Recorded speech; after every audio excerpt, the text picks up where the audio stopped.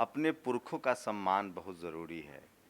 जैसे हम लोग फूले, पेरियार, अंबेडकर, साहू जी महाराज का सम्मान करते हैं। केपी चौधरी को आप सब जानते हैं, एससी/एसटी सेल के चेयरमैन हैं और लगातार एससी/एसटी एसोसिएशन को चला रहे हैं। लेकिन जो सबसे बड़ा काम करने जा रहे हैं डॉक्टर अंबेडकर वालिक हाउस, लेकिन इन सब कामों के लिए उनको प्रेरणा कहाँ से मिली? आज उनके माता पिता की श्रद्धांजलि सभा हुई है और आपको उनको तहे दिल से शुक्रिया करना होगा।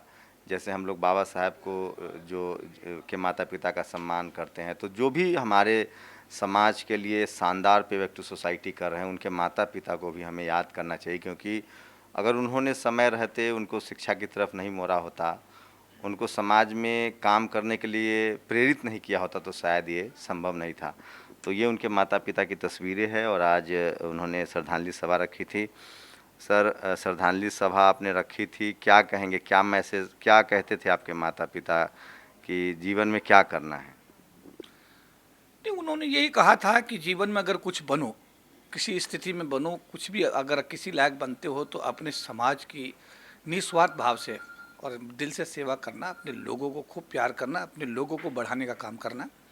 अच्छा, और दूसरा उन्होंने हमेशा ये कहते थे कि बेटा अपनी भैंसा बुग्गी चला लेना, लेकिन किसी दूसरे की गाड़ी पर ड्राइवर मत कभी बनना। चाहे अपनी भैंसा बुग्गी हो तो वही चलाना, पर दूसरे की गाड़ी पर ड्राइवर कभी मत बनना। तो बहुत सारी जीवन में उन्होंने शिक्षाएं दी और उन्हीं की शिक्षाओं की वजह से मेरे जैसा छोटा सा एक कार्यकर्ता, एक बच्चा जो गांव में मैं पैदा हुआ, जबकि मैं कभी सोचा नहीं था कि मैं दिल्ली देखूंगा, लेकिन मेरे माता पिता ने मुझे किसी किसान के यहाँ नौकरी लगवाने की बजाय कि मैं वहाँ गोबर उठाता, उन्होंने मुझे स्कूल भेज दिया। स्कूल में मैं पढ़ता रहा, वो मुझे पढ़ाते रहे। मैंने पहले 12वीं पास की, फिर पोस्ट ग्रेजुएशन किया। कभी काम करने का दबाव नहीं डाला? हमेशा पढ़ने का दबाव था कि आपने पढ़ना है और कुछ बनना है, हमेशा आप पढ़िए। और उन्होंने प्रेरणा न केवल मुझे दी, अपने भाई के जो हमारे उनके ताऊजी के बच्चे थे उनको भी, और अड़ोस पड़ोस के सब बच्चों को उन्होंने स्कूल भिजवाने का बड़ा काम किया। तो आर्थिक स्थिति खराब थी तो भी वो कोशिश कर रहे थे कि आप स्कूल जाएं? बिल्कुल मजदूरी करते थे, बड़े मजदूरी में भी कई बार मिलती थी, कई नहीं मिलती थी, लेकिन कभी भी उन्होंने कंप्रोमाइज़ नहीं किया कि हर हालत में आपको पढ़ना है, पढ़ना है, पढ़ना है। और जैसे भी हुआ उन्होंने मुझे स्कूल में, मैंने जैसा कहा कि पहले मैंने 5वीं पास की अपने गांव से, फिर 12वीं पास की पब्लिक इंटर कॉलेज शाना से, उसके बाद मैंने बीएससी पास किया अपने district headquarter IP college Bulandshahr से, फिर मैंने पोस्ट ग्रेजुएशन किया मेरठ कॉलेज जाकर के। तो कुल मिलाकर के उसके बाद मेरी भारतीय जीवन बीमा निगम में नौकरी लगी, और उसके बाद में जो आपने मेरा सफ़र देखा है कि मैं यूनाइटेड नेशंस वो में 2 बाबा बार। साहब से अवगत थे, अम्बेडकरी आंदोलन इस से? बाबा साहब के बारे में ही वो बताते थे, भगवान बुद्ध के बारे में बताते, और कहते थे कि जीवन में बाबा साहब के संदेश को हमेशा उतारना, बाबा साहब के बताए हुए रास्ते पे चलना, कभी भी धोखा नहीं मिलेगा आपको।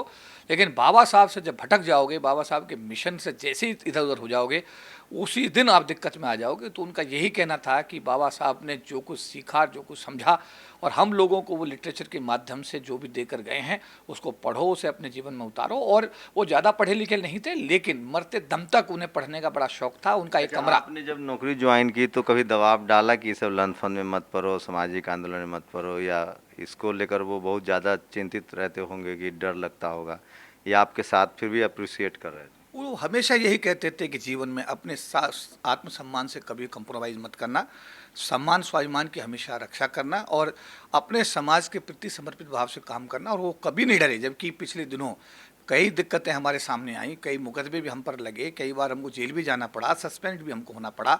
लेकिन इन सब परिस्थितियों के बावजूद भी उन्होंने हमेशा यही कहा कि अपने रास्ते से कभी भटकना मत, अपने अपने लोगों को खूब प्यार करो, अपने लोगों के बीच में जाओ, अपने समाज को जोड़ो और अपने समाज को आगे बढ़ाने के लिए काम करो। आप अपने सास ससुर को कैसे याद कर रहे हैं?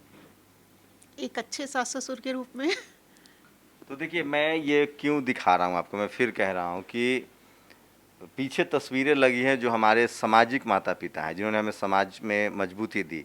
लेकिन आप सामाजिक आंदोलन से तभी जुड़ पाते हैं जब आपके बायोलॉजिकल मदर फादर जो हैं वो आपको सामाजिक आंदोलन के लिए प्रेरित करते हो। मैं एक वाल्मीकि समाज की कहानी जाके ख़त्म करूँगा। वाल्मीकि मंदिर में डॉक्टर अम्बेडकर ने उस परिवार को कहा कि सफाई का काम छोड़ दो, और कलम पकड़ा दिया। उस परिवार, पूरा परिवार सफाई का काम करता था, उसने उसी दिन वो कलम लिया, और आज उस परिवार में मंत्री, विधायक, रूस में बिजनेसमैन, पायलट, तमाम तरह के लोग हैं। उस परिवार को तकलीफ हुई क्योंकि सफाई का काम छोड़ते हैं, उसके घर में अकाल पड़े, खाना नहीं मिला, लेकिन उसके फादर ने फैसला किया था कि आपको स्कूल जाना है, और नतीजा तीसरी पीढ़ी वाल्मीकि समाज का आज पायलट है, इंजीनियर है, नेता है, मंत्री है। आप सब बायोलॉजिकल फादर जो आप अगर आपके माता पिता ने तकलीफ़ें उठाकर आपको स्कूल नहीं भेजा तो फिर आप जुड़ नहीं पाएंगे। मेरी कोशिश लगातार यही होती है कि बहुजन समाज जो कि आर्थिक रूप से सामाजिक रूप से पिछड़ा था, वो अगर बदला है तो उसमें कैसे कैसे लोगों का योगदान रहा है। केपी चौधरी आज जो भी हैं उनमें उनके पेरेंट्स का योगदान है। वो शॉर्टकट चाहते तो अपने बच्चे को मजदूर बना देते, रिक्शा ठेला पर ड्राइवर बना देते, लेकिन उन्होंने कठिन रास्ता चुना, तकलीफ़ें उठाई, स्कूल कॉलेज भेजा, नतीजा आपके सामने है। मैं आप तमाम लोगों से अपील कर रहा हूं कि अगर आपके बच्चे हैं, लाख तकलीफ़ें है, संत गाडगे ने कहा है आधा पेट खाओ, फटा कपड़ा पहनो, लेकिन अपने बच्चों को स्कूल ज़रूर भेजो।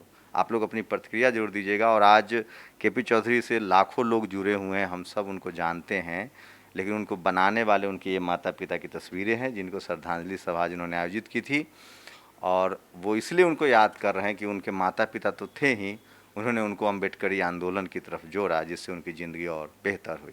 आप लोग अपनी प्रतिक्रिया जरूर दीजिए। कैमरामैन आशीष के साथ शंभू कुमार सिंह, नेशनल दस्तक, दिल्ली।